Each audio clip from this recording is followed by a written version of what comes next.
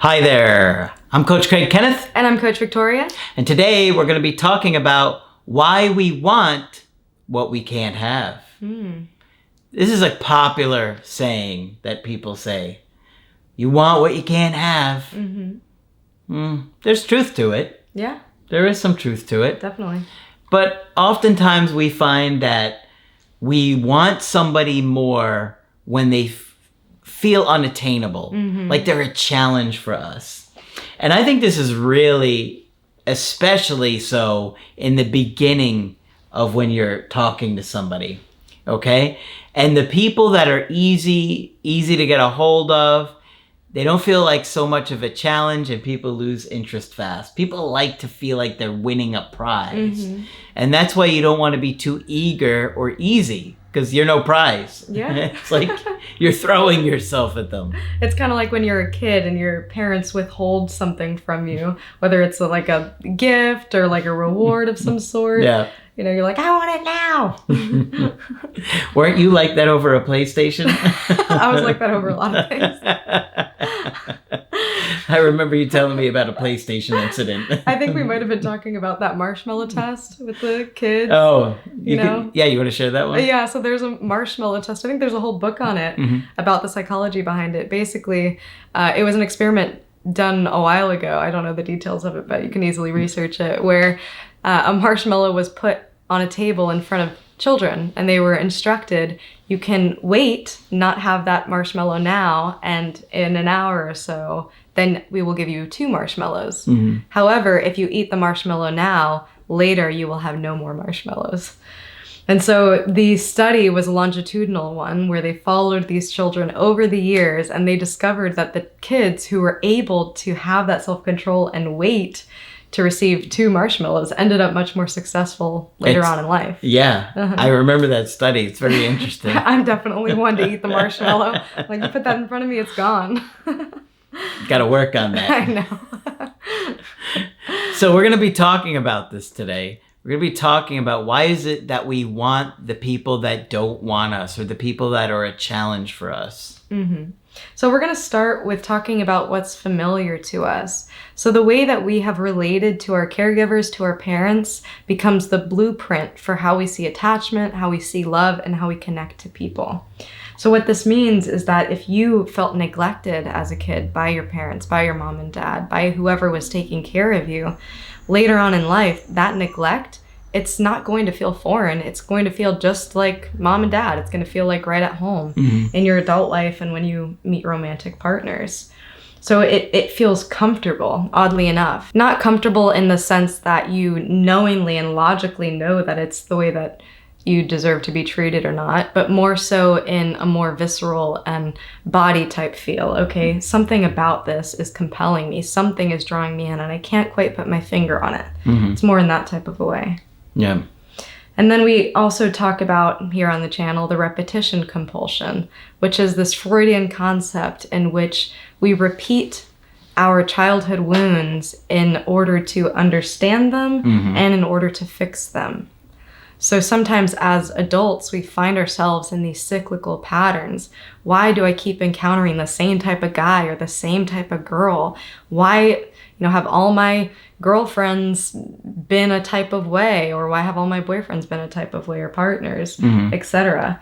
So it can get really confusing, and it can be something that we battle within ourselves, trying to find the answer. But really, if you start to uncover some of those memories from childhood, unpack that, I'm willing to bet that you will find some of those answers there. Yeah, it's not easy to do. Dealing with the unconscious and getting through unconscious wounds is not easy to do, right? And that's why we kind of went that route with the creative healing course, with trying to get into the unconscious through dream stuff and homework activities and reflecting on past stuff, because we're trying to get you to become aware of those things to fix them in the present moment. Because that's ultimately what we're trying to do. In some weird way, our unconscious is trying to fix those childhood wounds, whether we realize it or not. And we feel like if we can get this one person to love us, if this person who feels like my dad or my mom finally gives me the love that I've been wanting my whole life, I finally feel validated. Well, at least that's what you think. Right. And then you get them to love you, and it feels like hollow and empty. Because I think on some level your unconscious has got this person confused with your caregiver. They've kind of mind melded in your unconscious, but you have to separate it. Just because you might get this one challenging partner to love you, it doesn't mean it's going to get your parent to love you. You've got to separate them. Right? Exactly. It's not easy to do. And our brains are so complex and very, very powerful. Another way that this can manifest in your adult life is when you become just like your parents. You start realizing traits in yourself like, whoa, that wasn't me, that was my mom. Or whoa, that wasn't me, that was something my dad would say or do. Yep. And oftentimes what ends up happening is, as kids, we pick up these behaviors, yes, but we also try to understand our parents. I don't know if you've ever had a parent tell you, when you have children, you'll understand. Yeah. And sometimes as adults, we get here and we're like, wow, maybe I do understand. But then on the flip side, sometimes there's moments where you're like, I don't understand at all. So sometimes we repeat these patterns in effort to understand. We identify as the perpetrator to see, okay, how could a person do this? How could somebody have inflicted damage on me like this? And we end up hurting other people when we're hurt. Yep. But this is why Margaret has always said you have to talk about it. That's the way to stop the repetition compulsion, is to talk about it, to work through it. And that is how you do it. You get it conscious. You bring the unconscious forward in your conscious, and then you can work through it and deal with it. So then what's next? How do we break out of these patterns that control our minds, that control our behaviors? First is to get a little bit uncomfy. So we have to expose ourselves to different scenarios, different situations, choose things with our logical mind and conscious mind to say, okay, this might not be what I normally go for. This might not be what I normally do. And in the beginning, this feels a little bit weird, but you know what? I know that this is something that's going to lead me to a healthier place. Yeah. And that, like, a good example of that is dating somebody who might feel a little bit boring for you at first, but really getting to know them, they could wind up being a much better partner for you than the people that excite you. Because the people that really excite you tend to be the ones that are bringing up the attachment wounds from your caregivers. Exactly. You don't want to confuse intimacy and intensity. Those who bring out our most intense emotions, those childhood wounds, those really deep feelings, tend to be those same people who are keeping us in these patterns. Yep. And so you have to be aware of that. Speaking of being uncomfortable, this can also mean being uncomfortable with affection, healthy love from people, reassurance from a partner. I know I've had clients in the past who get squeamish whenever they hear a compliment, even when it's from me. They're like, ooh, I want to jump out the window right now. And so the better we can get at accepting love from other people, then our tastes will change. The way we start to see relationships will change. I also wanted to include a couple quotes here from Harville Hendrix, who was the pioneer of imagotherapy. So if you are interested in all this, really dive deep into that. He has a ton of resources and things that you can read and learn about. One of the things he said was, we always marry someone for the purpose of finishing our childhood. So think about that. Deep stuff. He's very Freudian. And one of the last books that Margaret read before she passed was about Harville Hendrix, wasn't it? Yeah. And we did some presentations about what she read in his books. Yeah, it's very insightful. The other quote I wanted to share says, romantic love delivers us into the passionate arms of someone who will ultimately trigger the same frustrations we had with our parents, but for the best possible reason. Doing so brings our childhood wounds to the surface so they can be healed. Yep.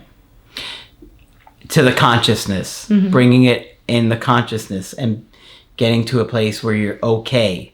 And it takes time to do that, and awareness. But you have to break that repetition compulsion.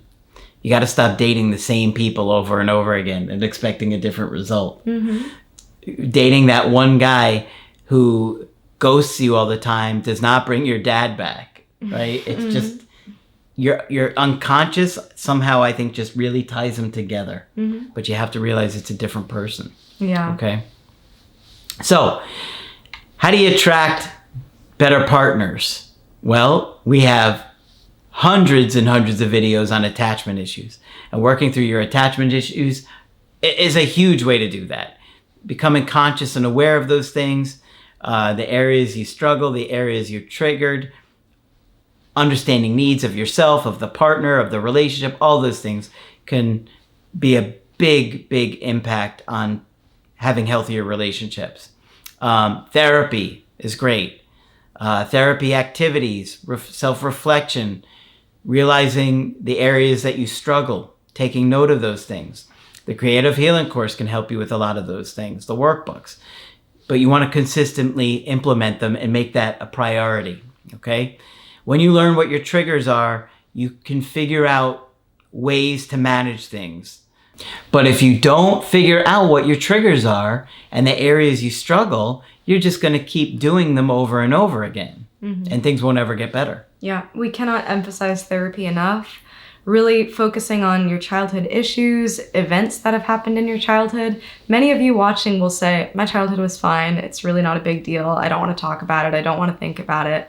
But really, if you find yourself in these patterns in relationships, it's not for no reason.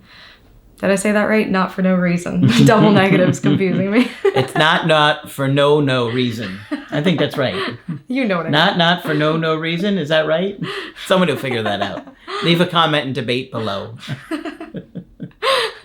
What we're trying to say is that it is important to revisit those memories, to take a look at where these things stem from. Mm-hmm. And trust me, over time, your tastes will change. I know many of you have been working on this stuff for a while. Many of you are in therapy, have been in therapy, and still later on in those relationships, 6 months in, a year in, you're thinking, darn it, I'm here again. How is this possible? Mm-hmm. Keep doing the work. You know, I promise you that over time the results will show. And keep increasing your awareness, because these are all things that happened in our unconscious. This means that during those early stages of dating, when our chemicals are at their highest, when our excitement is at its highest, we still have to be very aware of what's going on inside of us. And disciplined. Yes, yeah. It takes a lot of discipline, because the people we like the most are the ones where our attachment issues are going to be the most likely to get triggered. Mm-hmm. So you got to be aware and you got to be ready. Otherwise, somebody great will come along, whether it's your ex coming back or somebody new, and you'll go right back to the old ways. Mm-hmm. Exactly. All right. So hopefully this has been helpful and insightful to you. Of course, if you want to get our help personally, you can do that on my website, askcraig.net. I do email coaching and I do Skype. Victoria is also available for Skype coaching. I'm here if you'd like to chat. Just click on her name at the top of the website to schedule with her. But that's it for this video. I'm Coach Craig Kenneth. And I'm Coach Victoria. And we will talk with you soon.